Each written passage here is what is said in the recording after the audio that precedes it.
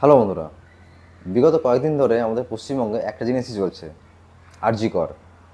আরজি করের বিচার চাই, অর্থাৎ আমাদের যে ডাক্তার বোনকে নৃশংসভাবে রেপ করে মার্ডার করে দেওয়া হয়েছে, মেরে ফেলা হয়েছে, সেটার বিচার চাই। ঘটনা হয়ে গেছে অনেক দিন আগে, অনেক দিন হয়ে গেল, কিন্তু এখন পর্যন্ত আমরা ঠিকঠাকভাবে জানতে পারলাম না যে কী আলটিমেট হয়েছিল, কে করেছিল, কতজন ছিল, কিছু জানতে পারলাম না আমরা। তাই এই জন্যই গোটা রাজ্য জুড়ে, শুধু রাজ্য জুড়ে না বন্ধুরা, আমি দিল্লিতে থাকি, দিল্লিতেও যেখানে যেখানে অনেক বাঙালি আছে সেখানেও অনেক প্রোটেস্ট চলছে। শুধু বাঙালি না, আর সবাই এগিয়ে আসছে, বাঙালি, বিহারি, উড়িয়া, পাঞ্জাবি, শিখ, সবাই এগিয়ে আসছে, প্রতিবাদ করছে এই ব্যাপারটার। যেটা কি কি হচ্ছে, একটা পশ্চিমবঙ্গের একটা ওয়ান অফ দ্য বেস্ট হাসপাতাল, one of the best hospital, সেখানে একটা এরকম মর্মান্তিক ঘটনা কী করে হতে পারে? সেখানে একজন ডাক্তারকে এরকমভাবে রেপ করে মেরে ফেলা কী করে হতে পারে? কী করে হয় এটা? এত বড় হাসপাতালে না কোনো আছে সিকিউরিটি, না কোনো আছে সিসিটিভি ক্যামেরা। তো এত যদি ভালো একটা হাসপাতালে, Paschimbanga one of the best হাসপাতাল ওটা, যদি ওয়ান অফ দ্য বেস্ট হাসপাতালে এরকম সিকিউরিটি অভাব, সিসিটিভি অভাব থাকে, তাহলে যেগুলো আমার বাড়িতে জয়পুরে, তো জয়পুর হাসপাতালে কী হতে পারে? কিংবা আরও যেগুলো পাড়া গাঁ, সেখানে হাসপাতালে কী হতে পারে?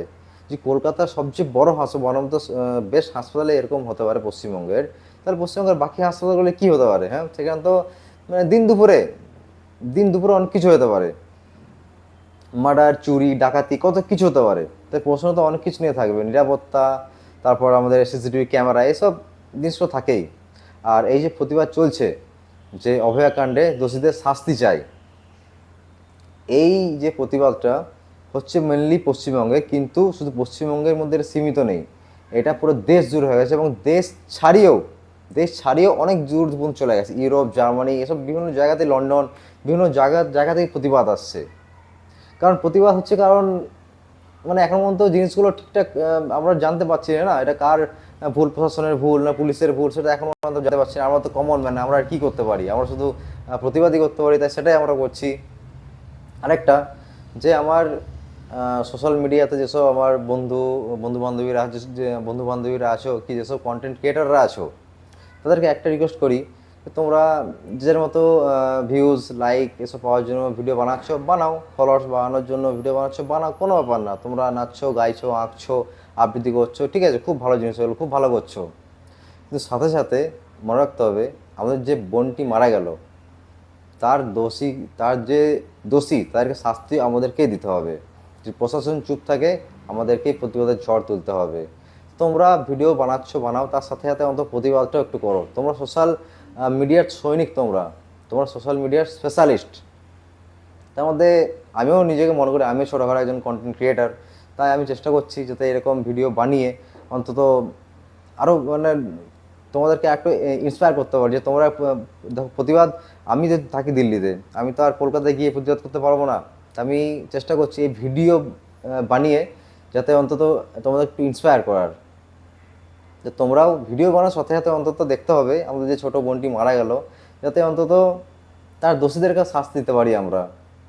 আজকে প্রতিবাদটা অনেক লোক করছে, বাচ্চা থেকে আরম্ভ করে বুড়ো সবাই প্রতিবাদ করছে। এমনকি ইস্টবেঙ্গল মোহনবাগান পুরো মানে যেমন ক্রিকেটে ইন্ডিয়া পাকিস্তান পুরো একবার শত্রু, সেমন ইস্টবেঙ্গল মোহনবাগান শত্রু ফুটবলে। কলকাতার মধ্যেই দুভাগে বিভক্ত ইস্টবেঙ্গল মোহনবাগান, তারাও এক হয়ে গেল, ইস্টবেঙ্গল মোহনবাগান এক হয়ে গেল। কারণ আরজি করে দোষীর শাস্তি চাই, যে ছোটো বোনটি আমাদের মারা গেল, তার দোষীদেরকে শাস্তি দিতে হবে। এই একটা কারণে এত এত বছরের যে শত্রুতা, সেটা শেষ হয়ে গেল।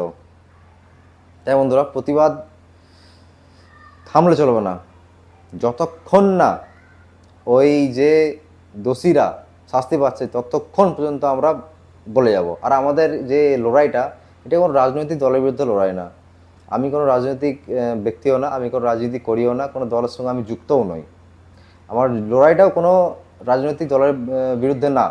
আমার লড়াইটা একটাই, যে পশ্চিমবঙ্গের মধ্যে এরকম যে মর্মান্তিক ঘটনা হচ্ছে, যাতে আর না হয়। আর এই যে ছোটো বোনটি মারা গেল আমাদের, তিলোত্তমা, অভয়া, তোমরা যা খুশি বলতে পারো, এর দোষীদের যারা করেছে এরকম, প্রত্যেকের শাস্তি চাই। আর শাস্তি এমন চাই যাতে ভবিষ্যতে এরকম ঘটনা যাতে আর না ঘটে, রিপিট না হয়। যা হয়ে গেছে আগে, সেগুলো আমরা কিছু কিছু করতে পারবো না, আর সেগুলো ঠিক আছে, কিন্তু আমাদের খেয়াল রাখতে হবে এরকম আর ঘটনা ভবিষ্যতে না হয়, যেন প্রতিবাদের আগুনটা যেন না বন্ধ হয়ে যায়, না নিভে যায়।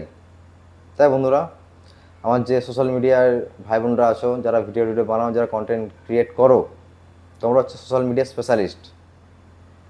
তাই তোমরা যদি মাঠে গিয়ে প্রতিবাদ করতে না পারো, অ্যাটলিস্ট সোশ্যাল মিডিয়াতে নিজের প্রতিবাদটা ধরে রেখো, ভুলে যেও না। দোষীদের শাস্তি পেতেই হবে। বোন তো চলে গেছে আমাদের ছেড়ে, সে তো আর কোনোদিন ফিরবে না, কিন্তু যারা করেছে তারা যেন আর ঘর ফিরতে না পারে। ঠিক আছে বন্ধুরা, পারলে কথাগুলো একটু শোনো আমার। ভুল কাজ করলে তো শাস্তি পেতেই হবে। আর আপনি যে দলের সাপোর্ট করুন না কেন, ভুলকে ভুল বলতে হবে। যদি ভুলকে ভুল না বলতে পারেন, তাহলে আপনি মানুষই নন, আপনি একটা বেকার, আপনি জানোয়ারের থেকেও অধম।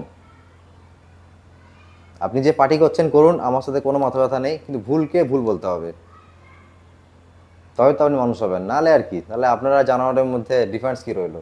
হ্যাঁ, ঠিক বন্ধুরা, তোমরা সকলে ভালো থাকো। আর সোশ্যাল মিডিয়ার যারা অ্যাক্টিভ সৈন্য আছো, তারা অন্তত প্রতিবাদটা চালিয়ে দেখো। ওকে বন্ধুরা।